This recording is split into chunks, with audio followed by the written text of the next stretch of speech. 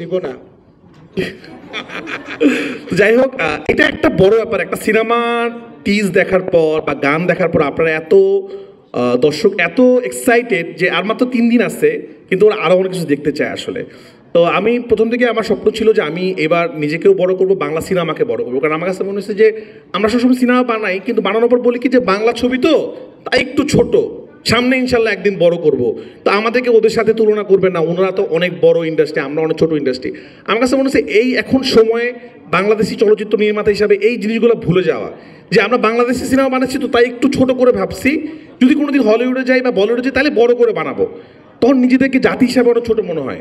তো আমার এটাই ছিল যে আমার ছবিটা দেখে কোনো সময় মনে হবে না যে এটা ছোট, এটা বানানোর জন্য যা যা দরকার তা আমি করব। আমি যখন শাকিল ভাইয়ের কাছে গল্পটা শেয়ার করলাম, শাকিল ভাই তো বললো এটা এত বড় গল্প।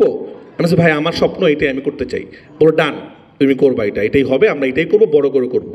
আমি বললাম এবার আরেকটা চাওয়া আছে, বাংলাদেশের সব থেকে বড় মানুষটাকে লাগবে, কারণ সব থেকে বড় জিনিস বানাতে হলে পৃথিবীর যেই দেশেই বানাইছে বড় বড় ছবি, সব থেকে বড় স্টার ছাড়া সেই ছবিটা হয় না আসলে, অসম্পূর্ণ থেকে যায়। আজকে সাকিব খান ছাড়া তুফান হতো না, অসম্পূর্ণ থাকতো। এবং আমি কাউকে ভাবতেই পারি না। আমি যখন গল্পটা আদনান ভাইয়ের সাথে শেয়ার করি, আদনান ভাইয়ের সাথে যখন শেয়ার করি তখন বলছি যে আমি তো সাধারণত গল্প লিখে দেন আমি কাস্টিং চিন্তা করি।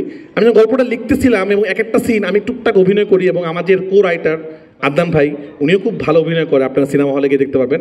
তা আমরা যখনই এক একটা তুফানের সিন লিখতেছিলাম, আমাদের একজনের কথায় মাথায় আসতেছিল যে সাকিব খান ছাড়া এটার কোনো বিকল্প নাই। তো তারপর আমি ভাইয়াকে প্রস্তাব দিলাম এবং গল্পটা বললাম। ভাই আমাকে বললো যে এত বড় স্বপ্ন দেখছিস, পারবি তো রাফি? আমি বলছি ভাই ইনশাল্লাহ, ভরসা রাখেন, আমি পারবো। এবং আমি ভাইয়াকে বলতে চাই, শুটিংয়ের শেষ দিন ভাইয়াকে আমি বলছিলাম যে ভাইয়া আমি যা যা কমিটমেন্ট করছিলাম সব রাখছি তো, গল্প আপনাকে প্রথম দিন যেই গল্পটা শোনাইছিলাম আপনি স্ক্রিনে সেই গল্পটা পাইছেন তো? উনি বলছে পাইছি, এই প্রথম পাইছি। তো আমি খুবই এটাই খুশি যে আমি আমার যাদেরকে প্রথম, আপনারা তো দেখবেন সিনেমাটা, আমি আমার জায়গা থেকে চেষ্টা করেছি জান দিয়ে ছবিটা বানানোর জন্য এবং বাংলাদেশের সব থেকে বেস্ট পার্সনগুলোকে নিয়ে আসার জন্য। আমার কাছে মনে হচ্ছে আমাদের বাংলাদেশের বেস্ট ডিওপি যিনি আছেন, যিনি ইন্ডিয়ার কেন যে কোনো পৃথিবীর যে কোনো দেশের সাথে কম্পিটিশন দিতে পারবে, তাহসিন ভাই, যিনি আমাদের সিনেমা এত সুন্দর ভিজুয়াল করেছেন। এই ভিজুয়াল কিন্তু বাংলাদেশি ভিজুয়াল, এটা কিন্তু বিদেশি কোনো ডিওপি করে নাই, আমাদের বাংলাদেশি একজন মানুষ করেছে। এবং যে ভিজুয়াল দেখে শুধু বাংলাদেশি রিভিউয়াররা রিভিউ দিচ্ছে না, ইন্টারন্যাশনালি বলতেছে যে ও মাই গড, এটা এত সুন্দর ভিজুয়াল আমরা দেখি নাই। তো আপনাদেরকে আবারও ক্লিয়ার করে দিচ্ছি যে এটা Bangladeshi visual, made in Bangladesh. আপনারা যে ভয়ঙ্কর সুন্দর সেট ডিজাইন দেখেছেন, যে সেটগুলো দেখে মুগ্ধ হয়েছেন যে এত বড় ক্যানভাস, এটা কীভাবে সম্ভব হয়েছে? এই ক্যানভাসটা সম্ভব করেছেন শিহাব ভাই, যিনি ন্যাশনাল উইনিং প্রোডাকশন ডিজাইনার। যিনি না থাকলে এই ভিজুয়াল হতো না। আপনারা যে সাকিব খানের লুক দেখেছেন, যে ভয়ঙ্কর লুক, যে লুকের প্রশংসা করছেন, সেই লুক ডিজাইন করেছে সান, যে কস্টিউমগুলো বানিয়েছে। তো মেড ইন বাংলাদেশ। এবং যে সুন্দর সুন্দর ডায়লগ সিনেমাতে আপনারা দেখতে পাবেন, যিনি লিখেছেন আমার সাথে কো রাইটিং করেছেন আদনান আকিব খান, এবং যিনি খুব ভয়ঙ্কর একটা জিনিস অভিনয় করেছেন। এবং আমার মনে হয় এই সিনেমা বের হওয়ার পর তারও মানুষ ফ্যান হয়ে যাবে। এবং প্রত্যেকটা মানুষ এবং সাকিব খানের লুক নিয়ে সবাই কথা বলছে, যে গেট আপ, চুল থেকে শুরু করে সব কিছু, যে মেকআপ আর্টিস্ট মেকআপ করেছে আমাদের সবুজ, মেড ইন বাংলাদেশ। তো আমরা চিন্তা করেছি যে না, আমি বাংলাদেশি মানুষ, যেটা সম্ভব বাংলাদেশে যতটুকু সম্ভব আমি বাংলাদেশের মেধাকে নিয়ে আসতে চাই। তো যাই হোক, একটা ভালো সিনেমা একটা ভালো টিম ধারায় সম্ভব হয়। তো আমি আমার প্রডিউসারদের কাছে ধন্যবাদ দিতে চাই যে আমাকে বাংলাদেশের বেস্ট টিমটা দেওয়া হয়েছে এবং বাংলাদেশের সব থেকে বড় মেগা স্টারকে দেওয়া হয়েছে। এবং সাকিব ভাইয়ের সাথে কাজ করতে গিয়ে আমার তো প্রথম কাজ ছিল, আমি খুবই নার্ভাস ছিলাম যে এত বড় স্টারকে আমি কীভাবে ডিল করি, কারণ আমার শুটিংয়ের স্টাইলটা একটু ডিফারেন্ট। আমি একটু স্ক্রিপ্টের বাইরে শ্যুট করি, কখনো স্ক্রিপ্টের ভিতরে শ্যুট করি, কখনো বলি স্ক্রিপ্ট পড়া লাগবে না। তো আমি খুব টেনশনে ছিলাম যে এত বড় অভিনেতাকে কীভাবে ডিল করবো।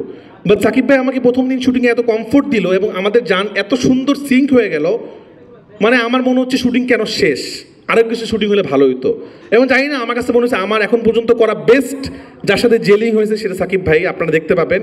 এবং আমি গ্যারান্টি সহকারে বলতে পারি, নতুন একজন মেগা স্টারকে আপনারা এই ছবিতে দেখতে পারবেন, যেই স্টারকে আপনারা এখনও দেখেন না। আপনারা তো সাকিব ভাইকে দেখে ফেলেছেন, কিন্তু উনি যে ভয়ঙ্কর লেভেলের ভালো অভিনেতা, আমি আপনাদেরকে এটা আগেও বলেছিলাম, এখন আমি কনফিডেন্সের সাথে বলতে পারি তুফান দেখার পর মনে হবে, প্রত্যেকটা সিন দেখার পর, যে একটা মানুষ এত ভালো অভিনয় কীভাবে করে, এটা আমি গ্যারান্টি সহকারে বলতে পারি। আপনি এটা বলতে বাধ্য হবেন। তো আমি সাকিব ভাইয়ের কাছে ধন্যবাদ যে আমার ড্রিমটাকে উনি এভাবে পূরণ করেছে। আমি ধন্যবাদ দিতে চাই চঞ্চল ভাইকে। আসলে আমি যখন চঞ্চল ভাইয়ের কথা আমরা শেয়ার করতেছিলাম যে চঞ্চল ভাইকে কি ক্যারেক্টারটা বলবো, মনে হয় তো করবে না, তো শাকিল ভাই রনি ভাইয়ের সত্যি সুবিধা কি, ওনাদের অনেক সাহস। ওনার না না ব্যাপার না হয়ে যাবে টেনশন নাই, কাকে লাগবে চঞ্চল ভাই করে দিচ্ছি সমস্যা নেই, এখনই ফোন দিচ্ছি। আমি বলছি ভাই উনি রাজি হবে না। তো আমি খুবই অবাক হয়েছি চঞ্চল ভাইকে যখন আমরা ক্যারেক্টারটা ব্রিফ করলাম, সে বলছে আমি অবশ্যই করব এবং ভালো সিনেমার সাথে আমি থাকতে চাই।